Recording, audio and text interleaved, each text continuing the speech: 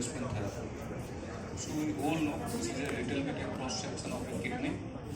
Kidney which consists of 20 lakhs of globes, that is the 20 lakhs of nephrons, and it's functioning continuously, producing roughly 180 liter of urine, which ultimately concentrated and become 1.5 to 2 liter of urine per day.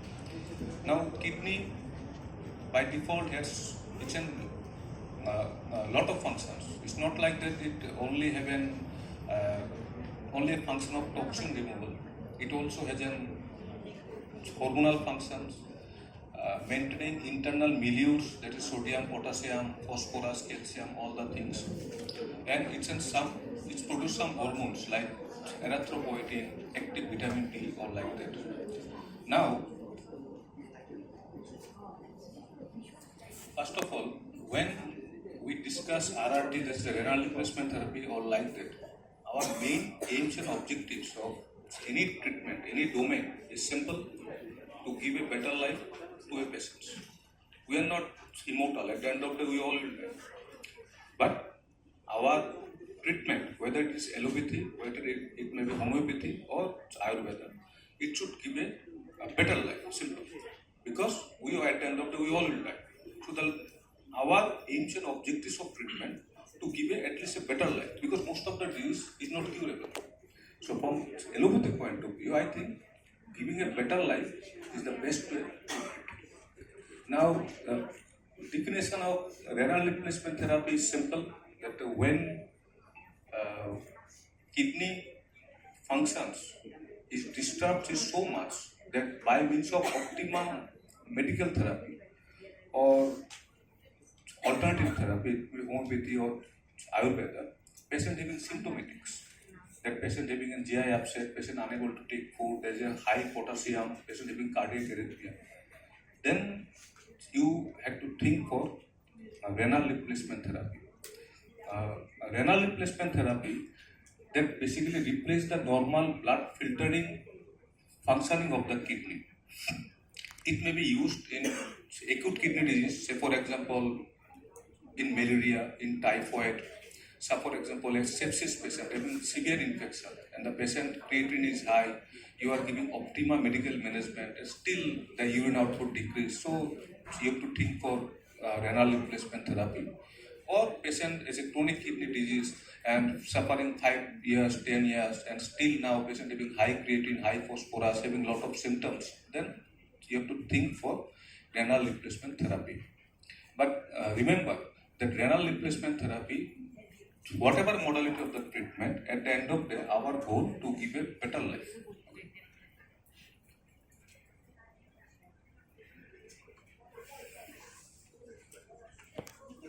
Now, this is the basically 3 modalities of treatment at present. Renal replacement therapy. One is hemodialysis. Hemodialysis means just purification of the blood. Iron toxin in blood, by any means, you just purify my blood, so it will remove some toxin, so it will give a little bit better life. Another is the peritoneal dialysis. We know that we have a peritoneum. Now, if you inject some amount of fluid, which is good, and if it stays for a 4 hour or 5 hour or 8 hours, then generally our lot of toxin will come that fluid. And after 4 hours, if you remove the fluid from our abdomen, that is the peritoneal space, then it will decrease the toxin. So this is called peritoneal dialysis. And till now, the better is the kidney transplant, the renal transplant. But among all these things, there is a few scope is there. Say for example, patient aging 75 years with a lot of comorbidity, giving no dialysis is also a treatment. Here comes the importance of supportive therapy. So no dialysis, palliative dialysis, no dialysis is also a dialysis, is also a renal replacement therapy. It's not like that every patient should go for hemodialysis, every patient should go for PD, every patient should go for your kidney transplant. Say for example, yesterday OPD, one patient having 60 years with multiple comorbidities, with a stroke, he is paralyzed totally in right side. So he came in OPD, he want to do transplant. So this is not allowable. So at the end of the day, the consciousness is that you should give a better life. So it's not like that kidney transplant is always give you better life. Every patient is unique. Every patient needs unique treatment. Okay. Now I take the pictures because this is the first in history. This is the first dialysis that has been invented and that has been tried in a person. We all know that dialysis is a very old model, and when there is not availability of the dialysis, then few people can afford dialysis. That is the hemodialysis. In fact, before the program of Pradhan Mantri Dialysis Yojana, dialysis really becoming it's a treatment of a rich people. Now, really, by this program, Pradhan Mantri Dialysis Yojana, people on a district level, person from Gondachara also, he also can afford dialysis. So we need some type of, that national health policy, because you may be having highest treatment. That doesn't mean any sense if the people at the remotest part of our state, if we can continue this treatment. So I think this Pradhan Mantri Dialysis Yojana is really a good input for in renal replacement therapy.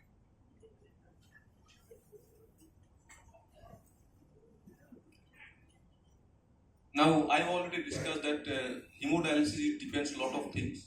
That age, size of the patient, cardiovascular status. Generally, those patients having a cardiac disease, say for example, ischemic cardiac disease, patient having a dilated cardiomyopathy, that is heart unable to work. They are not a good candidate for dialysis. So this is the problem that we are facing in our state. Because suppose a CKD patient need renal replacement therapy, patient from Dharmanagar, Udipur or like that. Now we have in our state only one facility, that is hemodialysis. But these people are not a good candidate for hemodialysis. They are basically good candidate for peritoneal dialysis. But still now, here in this state, this program not started yet. So hemodialysis not for all. So first of all, we have to choose the patient, that whether this patient fit for that and he will continue or not. Because again I am telling you, at the end of the day, aims and objectives of all treatment to give a better life. But if I not select the patient properly, then hemodialysis become burden for the patient and the patient family. Because there will be a lot of side effects will come to that patients. So at the patient, the experience of the patient will be very bad. That I spent a lot of money.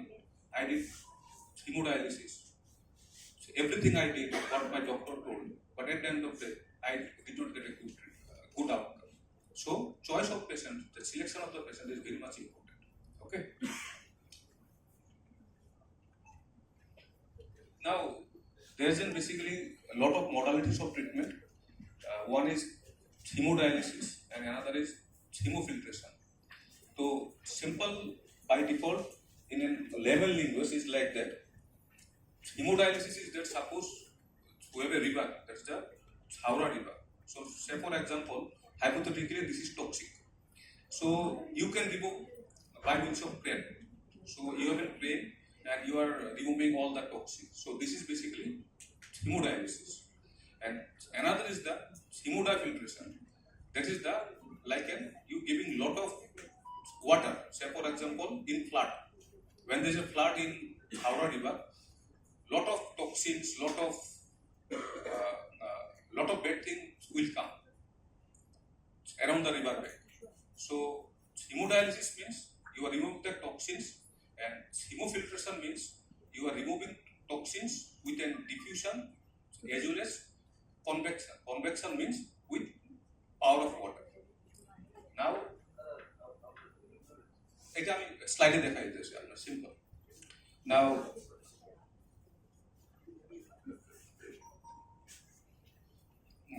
basically hemodialysis consists of two methods. Basically it's two things. One is diffusion, one is convection. Diffusion means we all know that from high gradient to low gradient, if you give a membrane, so So from high gradient, this toxin will go to the low gradient.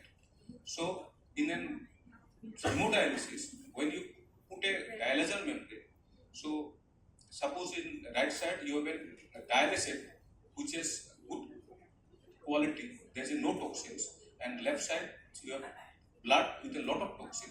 So by default of diffusion, lot of toxin will come. So this is hemodialysis. Now what is hemofiltration? Hemofiltration is that, so this is basically dialysis.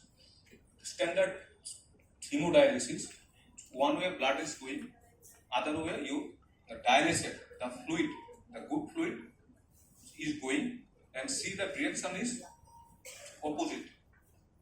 So this is the classical thing, that the fluid direction and the dialysate direction and the blood direction should be opposite. Now this is the standard hemodialysis, where by means of diffusion, toxin from high gradient to the low gradient area will diffuse. So it will give a low uromic toxin to the patient body. Now hemofiltration is like that.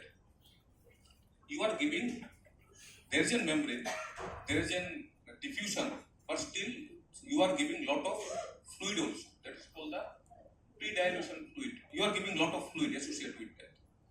So what happens? By diffusion, there will be lot of toxin will come, and again if you give, suppose you have a membrane, and if you give lot of fluid, push fluid, one barrier, then with fluid, lot of toxin will come. Okay, so this is called hemofiltration.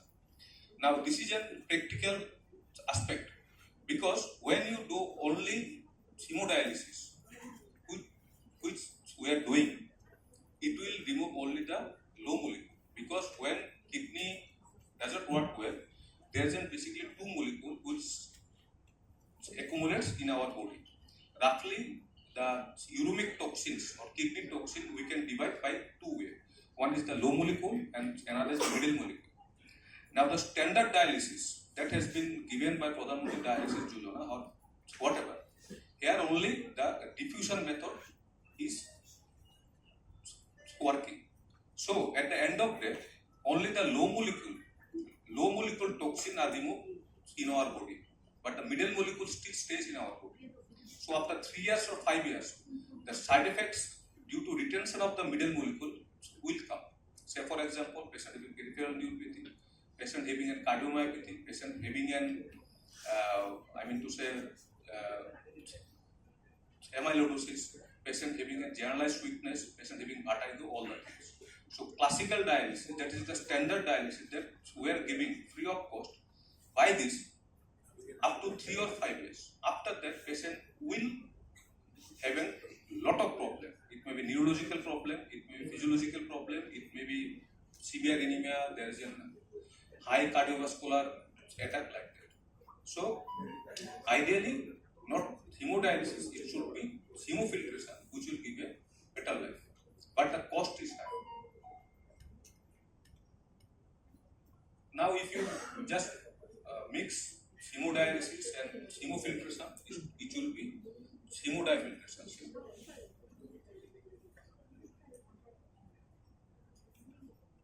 Now, this is the circuit. I think it is very simple that the blood, the toxin blood will go from my artery, that is from my hand or my leg, whatever, and then it will go. There is a pump, and this is go in a dialyzer, and then after that, with removal all the toxin, it will again come to my body.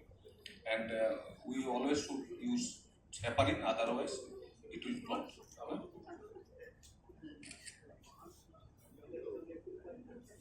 Now, when we give dialysis, the important is that it's not that in which center you are doing dialysis, whether it's corporate or government, all dialysis are same.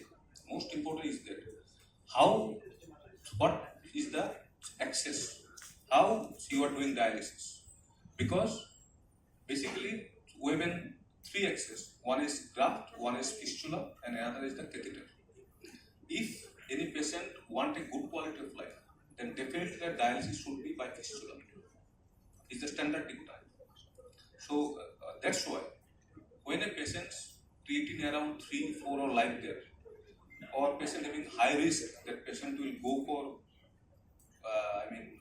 end-stage renal disease, they should be advised that when your creatinine become 3 and 4, you create a fistula.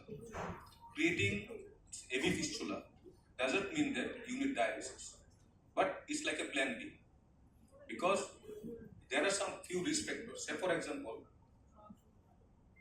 CKD patients with a background of diabetic, and if has a lot of protein in urine, technically, if you go the definition of the CKD by KDIGO or all the, I think yesterday Rajesh sir described the how to define CKD.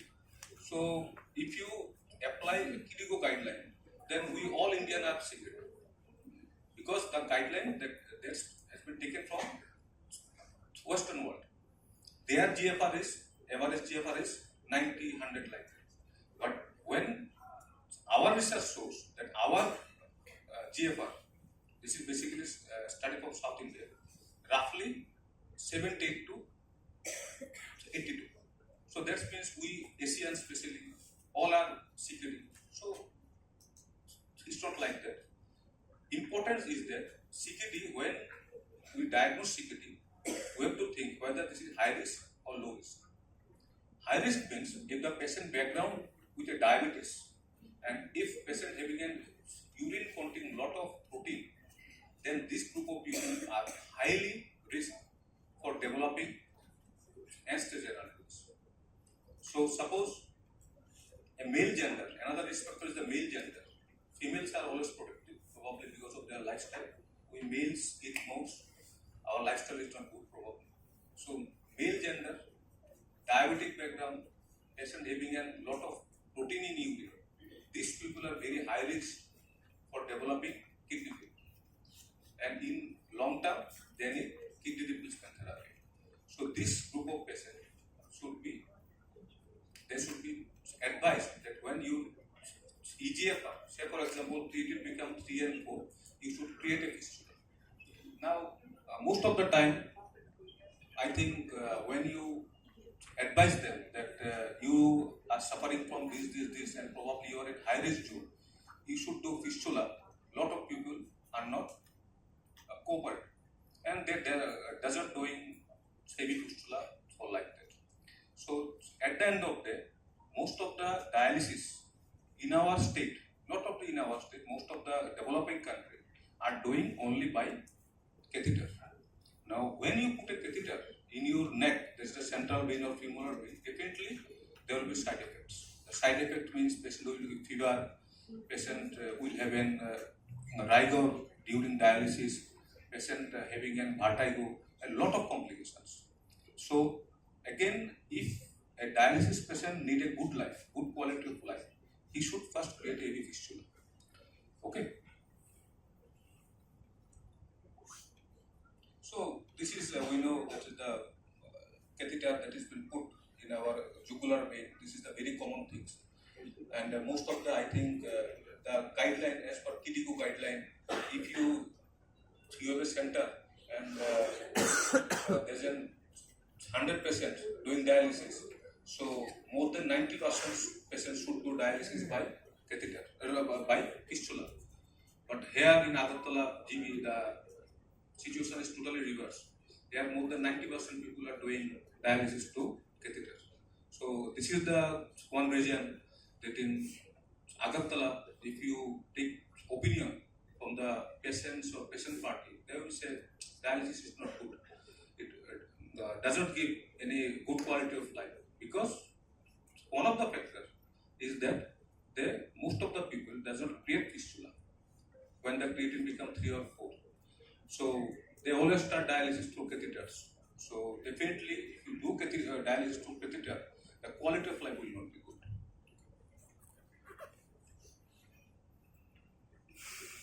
It is a fistula. The That's simple. You have an artery and vein. So why we create fistula? Because simple. When you puncture your vein, then it will collapse.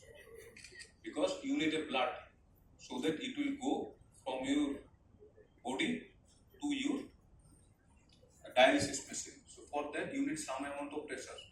Now if you puncture your artery, then definitely it will go, but within an hour artery become necrosed. So the thing is that doing fistula, the physiology is that you are just arterialization of the vein. That means when you connect your vein to artery, then the blood from artery to vein will go. So it will bypass you all the venules. So as the high flow of blood will go to your artery to vein, then the vein become thicker. So when it become thicker, then when you puncture, then it will not collapse. So when you suck the blood from your vein, as the fistula, it makes vein more thicker, so it will not collapse. So simple funda that why we are creating heavy fistula, so that the vein become more thicker, it should not be collapsed during dialysis.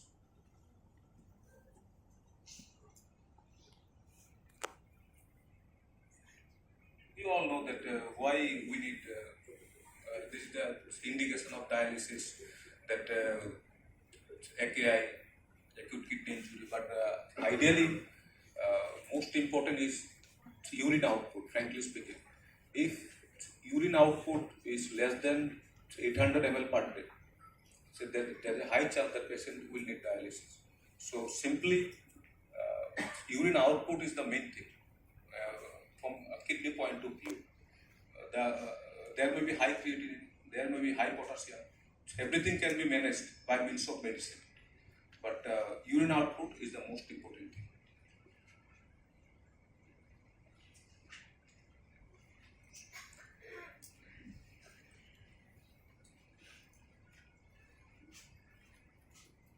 Now, these are the complications we all know, that there's an acute complication, there's a chronic complication. But before starting dialysis, which is important, that dialysis is a shared decision. Shared decision means we have to explain the patient party, everyone. Ideally, when I start dialysis or when I think that the patient needs dialysis, I always explain patient party, everyone, that dialysis will not prolong your life, but it will give a better quality of life. So if you start dialysis, then you have to go to your hospital at least 12 hours in a week, that is 4 hours per session. So हफ्ता में 3 दिन. So you have to within attached to your hospital thrice weekly. So when you start dialysis, it's not like that you are giving treatment to patient. It's a burden to patient family also. You know, say for example, a patient living in 50 years. Now he needs dialysis. Now, if you start dialysis, definitely it will give a better life to the patient. But for that, the whole family will suffer. So the decision that you are starting dialysis, it should be a shared decision. Shared means patient family member, her son, daughter, everyone should know that yes, this is the thing. I should go to hospital thrice weekly, and whether this modality of treatment, whether it's perfect for me or not. Okay. Now, before peritoneal dialysis, another thing that is now increasing, that is the home dialysis. Dialysis is nothing, but you are just keeping one RO system. This is the reverse osmosis system. You are making normal water to and pure water and some sodium potassium, that is the part piece like that. So this size of this setup can be again you can put in your home also. That is called the home dialysis. So lot of country, in fact, in our country also, lot of people are doing home dialysis. Home dialysis means the whole RO system. They are that RO, that is the mini RO system. They are creating in their home, and they are doing dialysis in their home. So the plus point is that for them they are not dependent on hospital. The problem is that it is little bit costly, but it gives more convenience. Now, this is the another important thing, the peritoneal dialysis. PD means the God has given a space that is called peritoneal space. It's a huge space. Now, if you inject some fluid, say for example hypertonic fluid, and if you keep it for say for example 4 hours, 6 hours, or 8 hours, then definitely lot of toxin will come. And again after 4 hours, if you remove this fluid, then this will decrease the toxin in your body. So PD is also a good modality of renal replacement therapy, especially in child, especially in extreme age, those having cardiac problem, those having a liver problem. So here we are facing problem in our state, because in our state again we have only one thing, which is the hemodialysis. So those patients, we have a lot of patients having CLD. Liver disease is very much common here. So liver disease patient, if they need dialysis, then there is only one mode of treatment, that is the hemodialysis. So when you do this hemodialysis in a liver patient, the side effect will be more. So at the end of that, patient will say, nah, this dialysis doesn't give a good life. So the problem lies that we have to choose proper thing to a proper patient. Hemodialysis is not for all. Now, this is then peritoneal cavity. Same principles we all know.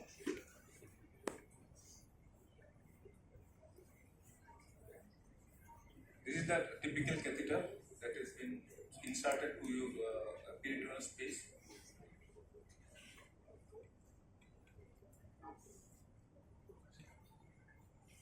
So these are the advantages that you can perform at home, technically more easy, give a greater distance from medical center, freedom to at school.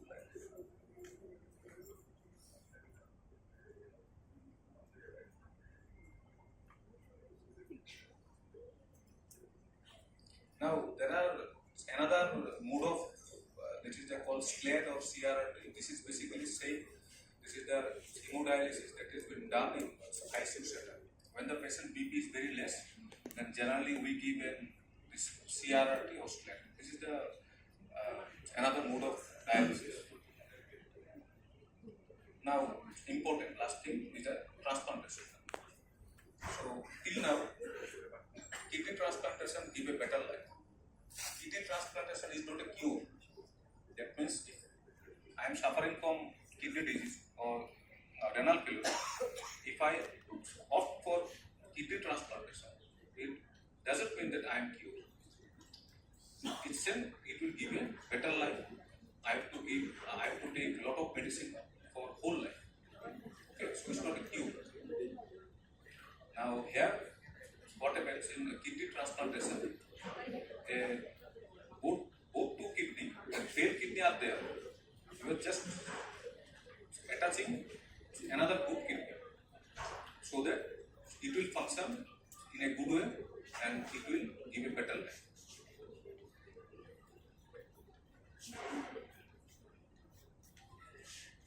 So it is the best chance for long-term survival, because the thing is that suppose if a patient of renal failure start dialysis, then what is the lifespan? The data says that 50% patient will die within 5 years of initiation of dialysis. That means if I am suffering from kidney failure and if I opt for dialysis, the prognosis of a dialysis patient is more bad than a cancer patient, because cancer patients still now even half-life 10 years, 15 years like that. But a dialysis patient, 50% patient die within 5 years of initiation of dialysis. And most common death is cardiac death, sudden heart attack, early morning heart attack. But if you take kidney transplantation, the half-life is very good. If a close relative, first degree relative, donate his kidney to a kidney failure patient, probably by a single kidney, he or she will live 15 years, 20 years like that. So, kidney transplantation gives a better life, a long, lengthy life. And it's not like that one kidney transplantation, uske baad kuch nahi hoga. It's not like that. Suppose you have undergone one kidney transplantation, it failed, again you can go second or third kidney transplantation. So kidney transplantation at present till now, it will give a better life.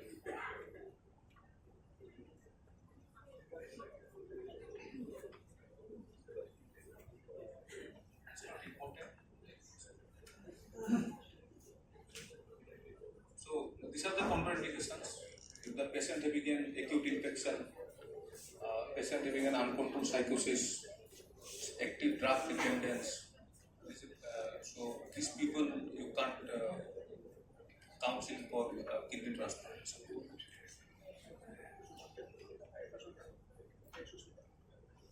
Now, the most important thing I think there is the renal replacement therapy in old age or patient having multiple comorbidities. Again, I am telling that at the end of the day, our goal is to give a better life. Now, if a patient having 75 years with a lot of comorbidity, and if you give dialysis, trust me, the family patient whole will suffer. This doesn't give a good quality of life. So, for a good quality of life, sometimes giving not dialysis is also a dialysis, and this is called palliative dialysis. So, if you analyze the data, that after 75 years, whether you give dialysis or not, all are same. So, after 75 years, patient having an chronic anemia, patient suffering from coronary artery disease, patient having a COPD, patient albumin is very less, it is better to give supportive management. Supportive management, it will give a more better life rather than giving a dialysis. Okay.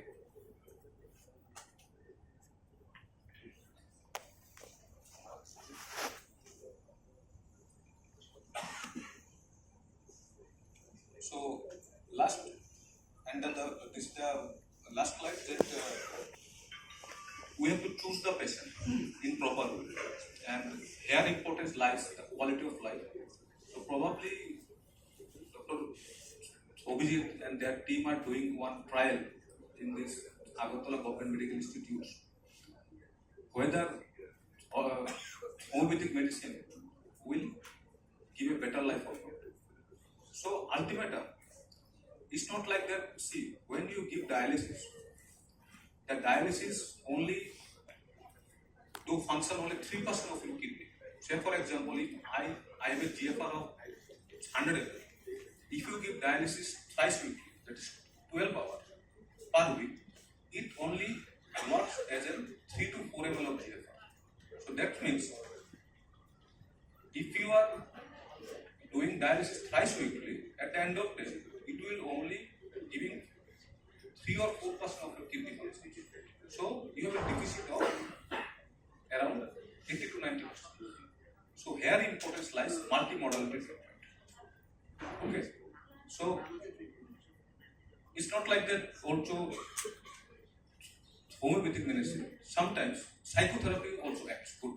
Say for example, there is some center where when dialysis started, there is some good song is there, smoothing song or like that.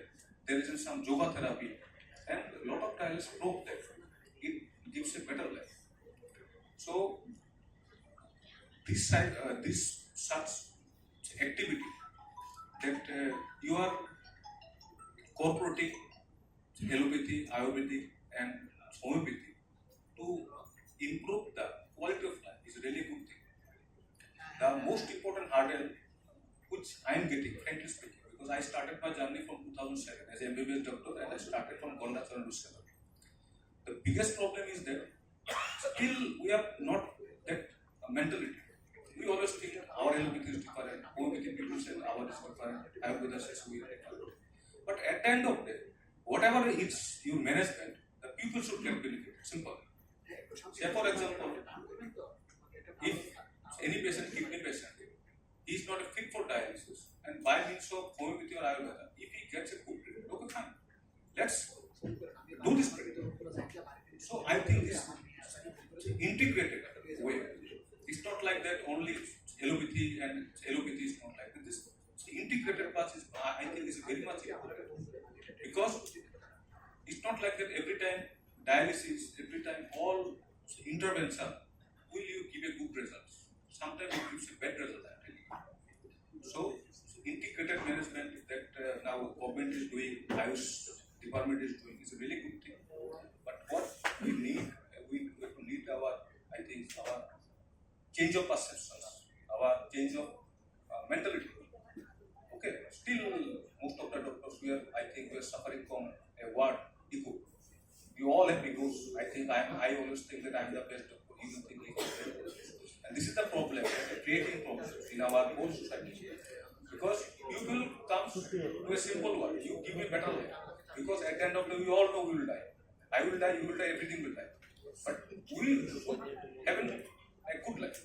A good life is only possible if the all treatment should be integrated and it should be available to the remotest class of our country. Thank you.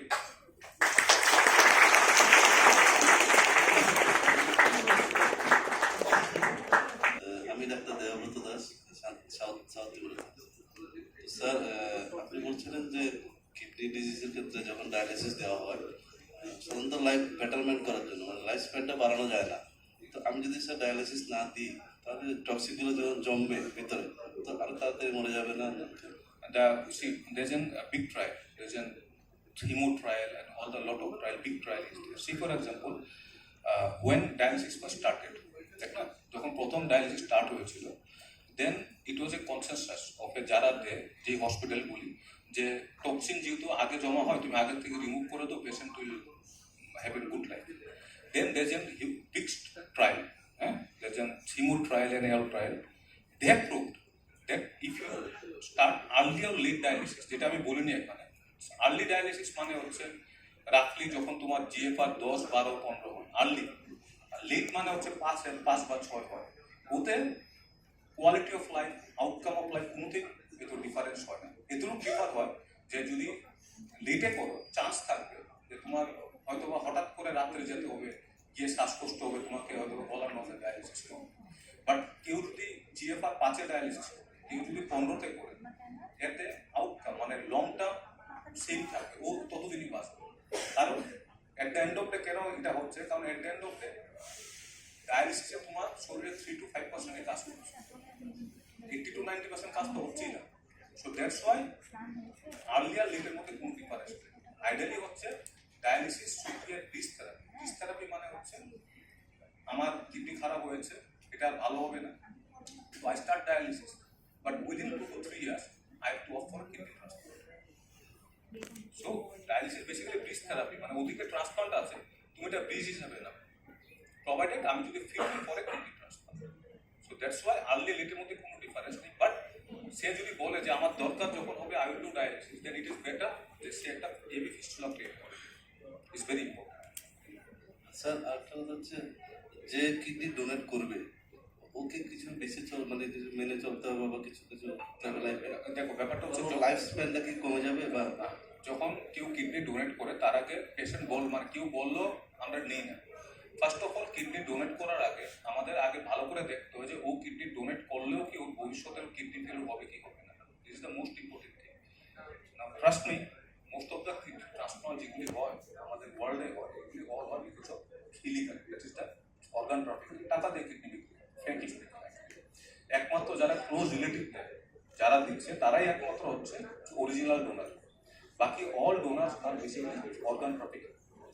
নাও যখন আমরা kidney donation জন্য evaluate করি তখন আমরা A to Z সব দিই যে ওর kidney একটা দিয়ে ভবিষ্যতের ক্ষতিগ্রস্ত হবে কি হবে না, এবং লং টার্ম ডাটা দেখা গেছে যদি কেউ কিডনি দেয় তো একটা কিডনি দিয়ে চললে লং টার্ম ওর হাই প্রেশার হতে পারে, যদি কোনো মহিলা সে যদি ফিমেল সে যদি কিডনি ডোনেট করে তো ডিউরিং প্রেগনেন্সিতে তার প্রি এক্লাম্পসিয়া মানে হাই বিপি হতে পারে, ওর ভবিষ্যতে ইউরিনে প্রোটিন বেরোতে পারে।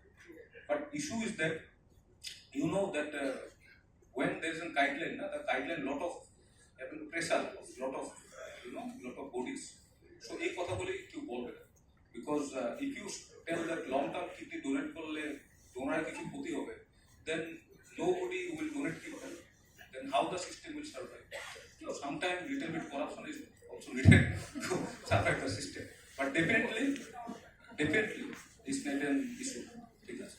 Thank you sir. স্যার আপনি যেটা বলছেন soothing effect, light music and yoga, এটা আমি স্যার আমাদের শান্তিবাজারে এবং গমতিতেও দেখেছি, কোথাও না। আমি চেষ্টা করবো স্যার শান্তিবাজারে এটা যদি করা যায়, মিউজিক হালকা music. Thank you sir.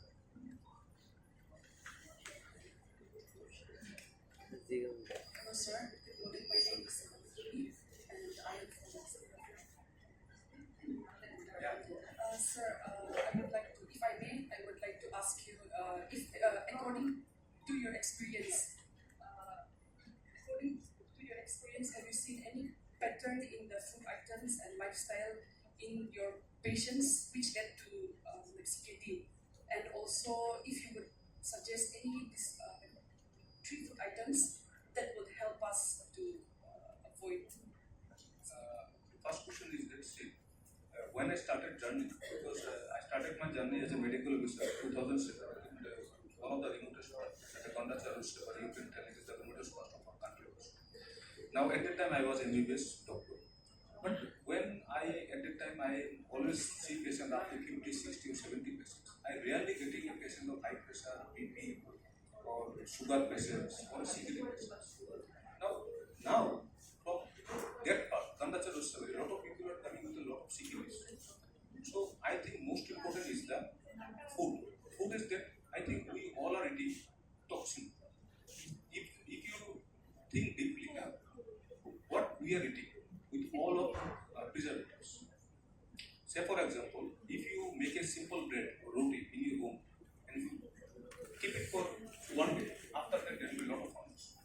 But if you go in big shop, you take a bread, it will 7 days, 10 days, 21 days, still there is a half-life, there is no fungus. Why? So there's a lot of toxin is there. The problem is that the food department allowed toxin so much that in every food there is a toxin. Now at the end of the day, when you eat so much of food which is full of toxins, so at the end of the day they will go to liver and kidney. So one of the main important factors that we are getting is the taking all toxic. We are getting all preservatives. So ideally, if you want to have a good life, my suggestion, and I think I am also following like that because I am also aging now. I always take 50% food uncooked and 50% cooked because I believe that most of the food are full of toxins. Okay, except your jackfruit and fruit, all food are having toxins. So this is the one thing. Another thing is the sedentary life. We are now all having a sedentary life. Previously our ancestors doing harvesting, hard work, we are not doing that. So definitely our having a lot of endocrine dysfunctions, and this is one of the important things to your diabetes, high pressure, and CKD. Another thing that what I am getting, because I am a friend, he's nephrologist from your Shillong, and she also now getting a lot of CKD. And one of the important things that they are now eating more preservative meat. Okay, so there's a dictum that in our northeast, especially hilly areas, our tribes, there's a CKD is rare. But now we are getting a lot of CKD. If you go Meghalaya, there's a lot of people suffering from Meghalaya own people. Shillong, Khasi people, they are getting CKD. So I think most important is the fundamental lifestyle changes and definitely global warming because if there is a high temperature continuously, definitely it will continuously there will be a your subtle dehydration to your kidney. So definitely there's a lot of factors that at the end of the having it's increasing our prevalence of sickness. Another important thing is the going gym and taking protein supplement. These all proteins are full of steroid and all the preservatives. So at the end of the day, in fact, I am getting a lot of this. Patient 20 years, 24 years, young people, but they're coming to my hospital with a complaining of foamy. I'm telling you, CKD most common symptoms that you will get practically in CKD is the foamy. If you have a high creatinine, it will be too late. First in CKD, there will be protein in urine. So most of the time, patient will complete foamy urine. And after foamy urine, say for example, if you don't address or treat this, after 3 years or 5 years, then the creatinine will show. So a lot of people are getting CKD. And if there's a foamy urine persistent, this is also CKD. It's not like with high creatinine CKD. Okay. And your second question is that how to prevent symptoms. If you take, suppose total amount of diet, 50% should be under, 50% should be food. Your diet should be low salt diet, that is the 5 gram per day. And trust me, it's not a CKD diet, it is the normal diet that is following by our ancestors. By means of our civilization, we are taking more salt. So it should be 5 gram per day. And 5 gram per day should be normal diet. Okay. You take plenty of water, you take all the fruits you want. And anywhere protein, it should be roughly 1 gram per kg per day. So this is the